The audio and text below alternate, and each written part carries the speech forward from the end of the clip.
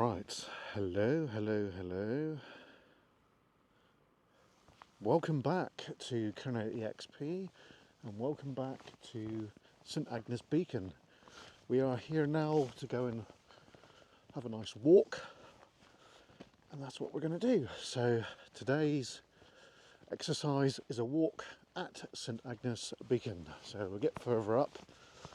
I tell you something folks, it is pretty darn cold. It was a cold ride here, and we're now going up on the other side of Aggie Beacon. So we'll just show our faces. Hello, welcome back. Hope you're all good. So yeah, it's freezing today, folks. Oh, understatement is, it's not an understatement. What am I talking about? Anyway, I hope you're all good. Hope you're all staying warm and safe. And yeah, let's go for a walk, shall we? Right. So I've got a friend who lives in the village on the side of the beacon. So we're going to fly the drone from his land. So I'd like to thank our mate Ian for that. So cheers, mate. Appreciate that. So this is the side where most people, when they come here, they don't tend to go up this side. Normally it's the side just over that side over there, folks. So yeah, but we always like to go this way.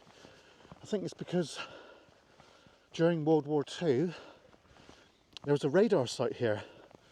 I think it's a chain home low radar site. Now Adam or Jeff will pick me up if I've made a mistake there, because that does happen sometimes, but there was a radar site here, and I do believe there's some air raid shelters here which are buried up, which at some stage in the future we'll go and have a look at. But today is not that day. So just try and warm up a bit, get the old blood circulating, and we're at it again, so that's cool. Oh. So yeah, we were down at the other location yesterday. I did fly the drone, the Mini 4 Pro, but there is a technical issue with the SD card. I didn't use the right one, put it that way. So I've just ordered the correct one now. So hopefully that will rectify any problems that we have regarding that. So, but today we got Big Bertha, so we don't tend to have issues with that one. Oh.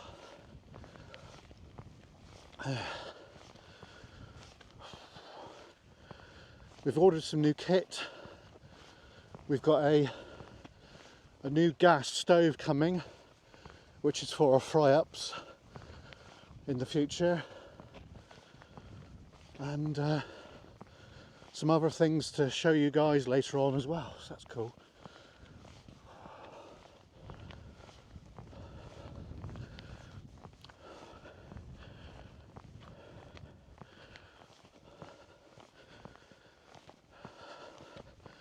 It's going to take me a few minutes to warm up, folks.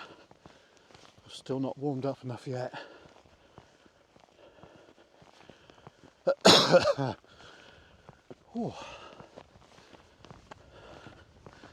think I probably will till I get to the very top.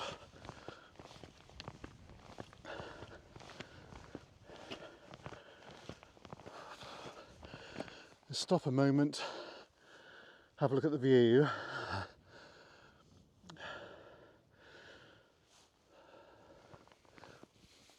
Just getting my breath back.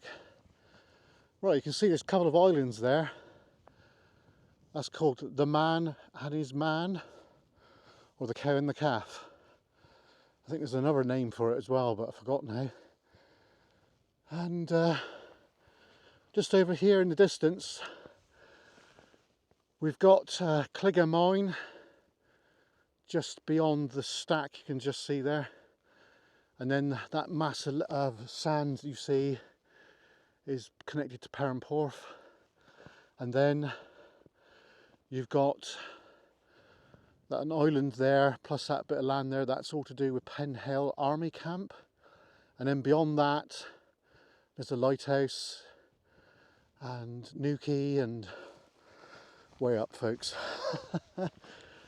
Way up. So we're not going up there today. No way, it's too cold for that. Oh. Alright. It must have been pretty bleak up here in the Nissan Hut during the war.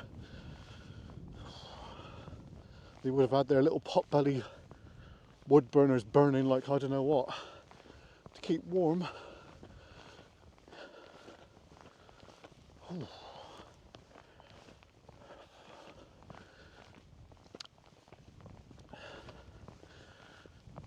So we're now approaching the base to possible generator for the use of all the equipment that was here during the war.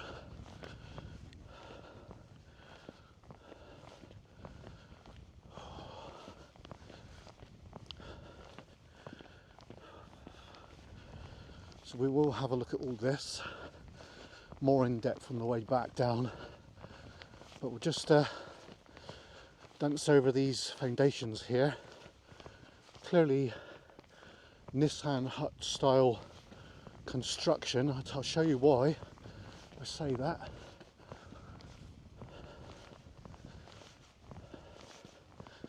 Right, here we go.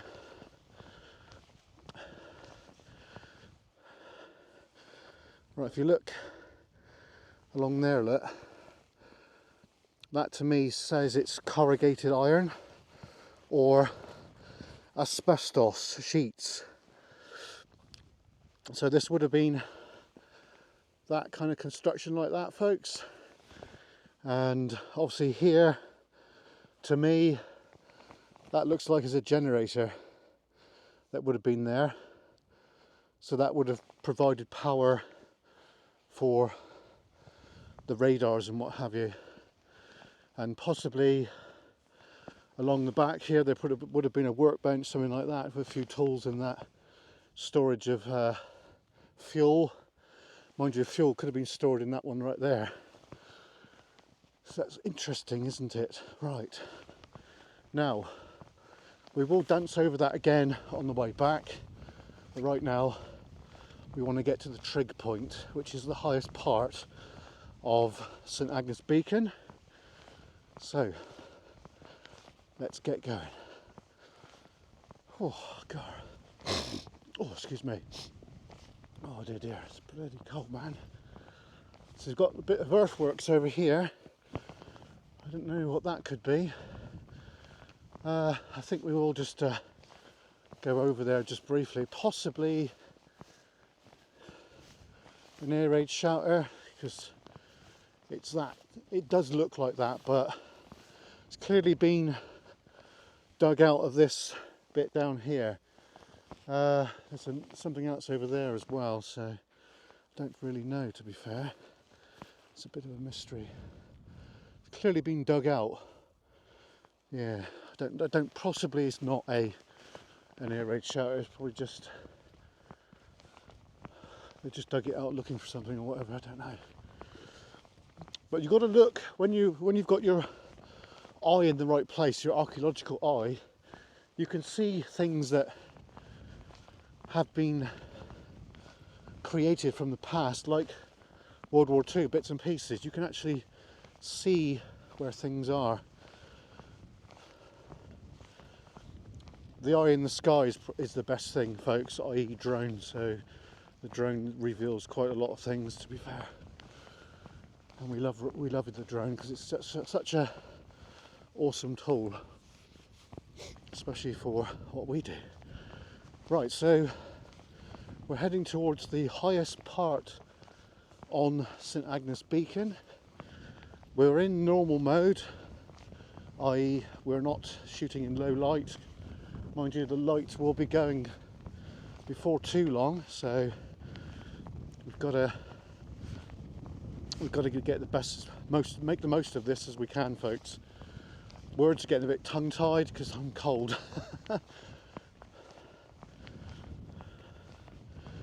So we've got a lot of other locations to look at this year, folks, regarding the Second World War. And we will be joined with Adam from Two Wheel Exploration, because we are going to go look at quite a few military sites. So I'm not going to say too much of where we're going and that, but there is some you folks out there that do know what we're doing. So, but I can't divulge it publicly for a while yet. Now it is freaking freezing here, so I am making the most of the weather, folks. We have got one other video to put up on YouTube yet. It's the e-bike ride to Wheel Pever. Haven't had a chance to look at that yet, but we will. I was hoping this week to get a backlog of videos, but I've only managed to backlog one.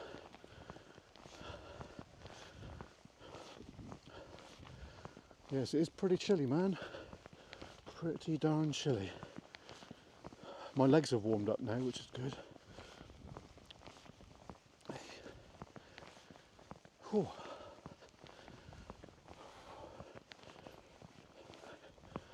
Right, so this is pretty much the highest point now. I'm just going to put my neck scarf on around my ears because I can feel my ears going numb because of the cold. Oh god, that's better. Oh yeah, I should have done that earlier. Right, mouth is probably muffled a bit, folks, but I hope you can hear me okay. We are using the wireless mic. Okay, so this is what we're approaching now, the tallest part of St Agnes Beacon. There is a local legend, you might have heard this before, right? That there's two giants, and one lived here and one lived over at Carnbray over there. And the legend is that they used to throw stones at each other, and I think the one that was meant to be was here was called Bolster, and it was over the love of a particular woman, apparently. Now this is ancient legend. Our teacher David Bliss told us about this. He's well known in the village down here, St Agnes, Tubby Bliss, and he used to volunteer for the Royal National Lifeboat Institution, and he's very well known, and he's actually put on Blue Peter back in the 70s. Yeah, David's a nice chap. We're going to go and see him at some stage in the future. Right, so this is the trig point here. So that's cool, isn't it? Look at that. So we got surrounding villages here. We've got Mount Hawke over there, and we've got St Day, Craharick, Redroof, Porthtowan, Portreath, St Ives, and down there you've got Wheel Coats mine, and then obviously back over here we've got obviously St Agnes, and then you've got Perranporth. You've got Perranporth Airfield there, which we've already done quite a bit at.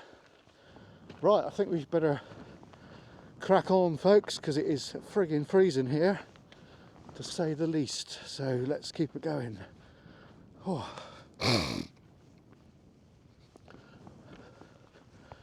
Let's get it going. I've got a doggo coming there.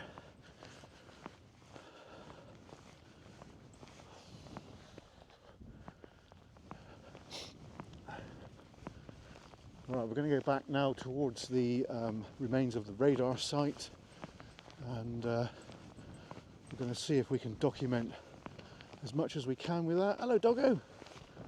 What's he looking like that for? Is there another doggo up there? Oh, there's another doggo up there. Right. Okay. So, not a bad little walk there so far. So now we're going to look at the military side of the history of St Agnes Beacon and have a look at what we actually can be seen today.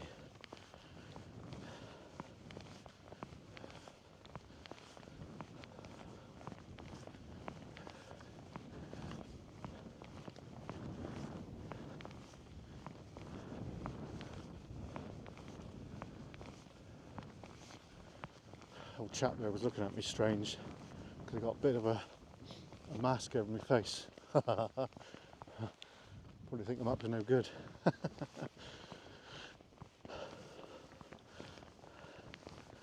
Hello. Wait a minute, what is this? We've never looked at this before. Let's have a look at this. It's another possible trig point. Let's have a look. Can't say I've ever been on hit this bit before, so this is a new one. So what is this? It looks to be old mine spoil and what have you. Let's just have a little look, folks. It's nothing, just a load of rock which has probably been here for well over 100 years. I wouldn't doubt it. Right. God, my hand's gone numb a bit, even though I've got gloves on. Jeez, man.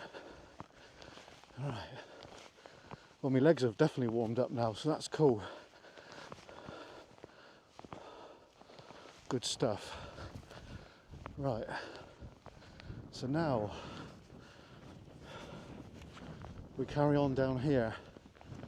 Oh yeah.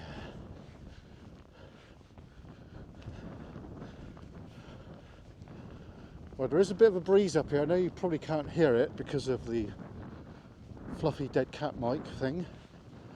But there is a little bit of a breeze here. And that breeze is pretty chilly, man. Pretty darn cold.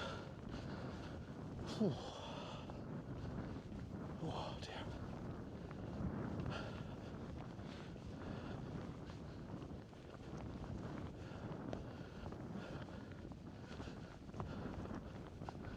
So obviously during World War II this location would be off limits to the public because of the military radar equipment that was up here. I was told that the bit that was here was connected in some way to the Cameron camp, which is a gunnery range. So if Adam or Jeff are watching, perhaps they could correct me or confirm that. But Adam did say to me that this radar establishment here was only short-lived. Apparently it was decommissioned before the end of World War II. Now, I don't know, folks. I find it difficult to dig up information on this radar location here. I think it's a low site. Correct me if I'm wrong, Adam, Jeff. But there is some wonderful foundations here. You can see where, in a moment, there's one where they would have had ablutions. There's like showers in there. You see where the showers were, and the toilets. And another Nissan hut has got the base of where the fireplace would have been, or the wood burner, which is, I find that amazing. So we're going down this side now, because this is the side that we need to look at in depth more, which we're going to do right now. So we are beginning to lose the light.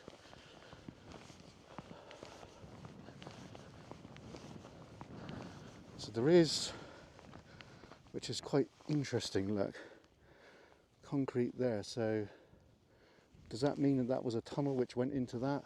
I just don't know. I don't know. It's a bit of a mystery.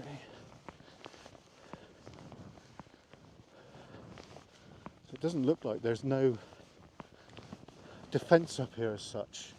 What I mean is I can't see any anti-aircraft or anything like that.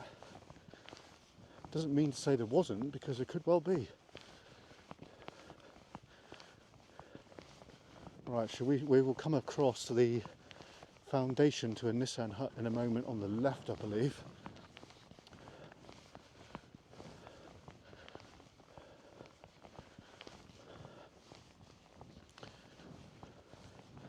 Here we go, you can just see the foundation coming into view now. So this is very interesting, folks.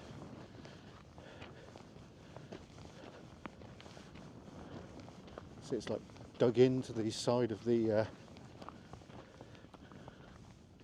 hill here. Clearly a Nissan Hut base, very clear, folks. So we're going to walk in. So there would have been some steps right here, as we can see. Probably could have been on that side, actually, thinking about it. So we'll make our way in. Now if you look on the floor here, look, these would have been individual rooms. So this probably would have been like cloakroom here, and then you've got a foundation there, and looks like this was one open room. So this more than likely was accommodation block. Accommodation, folks. There's possibly underneath here foundation where the fireplace would have been. So there would have been some sort of heating here, obviously coal-fired, something like that, I should imagine. But you can't really see any foundation to where the wood burner would have been. Would it been underneath here? There is something there. Could it have been under here? It's possible. Yet again, it could be right underneath here. You just don't know. I can't feel any ridges as such. So there definitely would have been coal-fired, folks. And the foundation comes out to about there, roughly. So it's just overgrown with bushes and what have you. But it's still quite interesting, isn't it?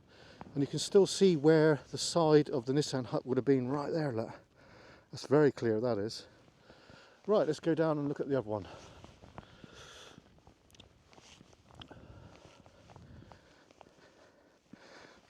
There we go, jump down, and then over to the other one, which is just down here. Now the other one here has got a few interesting features to look at. I'm not really sure I can get to that one over there today, but pretty sure we can get over there like we did last time. So we can see that there's side of a Nissan Hut right here. So there would have been one right here, folks, right where we are right now. You can just see the side right here. That was obviously a probably asbestos sheeting over the top of that. I'm kind of guessing. It looks like it. I don't know how deep that goes in. It's not that bad. So yeah, we're now on remains of a fairly big Nissan Hut. I didn't think I could get in here today, but looks like we can. So we'll just walk gingerly along, because I don't really want to fall down any big holes if I can help it. Right, so we are actually on the base of Nissan Hut number 3. I didn't think I could get here today, I really didn't. I thought this would be unapproachable, I really did. So that's obviously fallen out there. Now, I think you can see that. See that there? That's a pathway along there. And I think there's in there, there's an air raid shutter. That's what I think. Now, whether that is the case, I don't know. I don't think we're going to find out today. But we're right on the edge of said Nissan Huts. You can see where they troweled this along to key it up, and obviously that's just fallen off down there, but still, it's history, folks. We've got a base of another Nissan Hut there, so the only way to find out whether this here dates pre-war is to look at some maps. Now it does look, there is like a pathway down there. That's probably a narrow gauge tram line, I'm guessing, but right now I don't know. But it's still very interesting, isn't it, folks? So I think now what we'll do is we'll just get to the other side just to document that as much as we can. So obviously what's happened is, over the years, frost has got in underneath this, and it's lifted up and it's just moved over the years, and it's just fell off. But you can still see there very clearly, look, where the corrugated sheets were, and they would have been cemented in to the side of the building. Very interesting. So now we'll just get over to the other side here, and this is just a mirror of what we was just looking at. Now, actually right here, folks, look, that's confirmed that this was asbestos sheet. Look, it's still there, still in situ. Wow, that's amazing. So it just goes to show, the more you look, the more you find. And that's our motto, folks. The more you look, the more you find. And that, wow, that's just proven, you know, that is so true, isn't it? All right, so we're just walking over the gorse here at the moment, over the base of the former Nissan Hut. So I think we need to get down there now, so that's going to be a bit of a tricky one, isn't it? That's probably deep. No, it's not. Okay. Oh God! Right, I need to get back on the path there. Somebody went down a big hole then. Not recommended, folks. Right, how did I get down there? How did I get down there last time? Sure, there's a little path. I might be wrong. Sure, there was a little. Yeah, here we go. Here we are. Here's the little path. Okay. So this path that I'm walking on probably is the original. So this was where the ablutions were, folks. And if you don't know what ablutions are, it's the toilet, the washroom, and what have you. Nissan Hut style. So we can see there's a shower base still there, and we're now almost inside. There we go, we're in. Way hey. So these to me look like showers, quite small, and another one here. So one was probably for males and females. So we've got a couple of bricks still in situ here, and then down here we've got the original way out, and the steps go down here. So I think before this starts growing up, we need to look into here, because why would there be steps going down there if there wasn't anything down there? There's got to be potential air raid shelter around here, so there just must be. And I don't feel that energetic to look right now, folks, so I think we're gonna call that. But yeah, this was clearly asbestos roofed building, and you can see foundations are still very poignant, folks. You can look down here, look. I don't know if you guys can see that now, but see it's got weatherproofing on it and that. Just amazing, folks, absolutely amazing. If there isn't an air raid shutter in there, I will be absolutely gobsmacked. Right, so that's the end of today's video. I'm just going to walk out of here now and take you guys with me. Hope you enjoyed that walk at St Agnes Beacon, plus a tour of the old Nissan Huts down at the old World War II radar site. Do hope you enjoyed that. There's going to be some drone footage, so I've got to do a bit of walking now to get off this beacon and put my strobes on and go from there. Righto folks.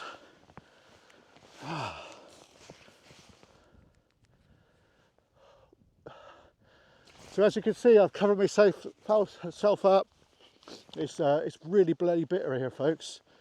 Anyway, hope you enjoyed that. Don't forget to smash the like button. And here comes the drone footage.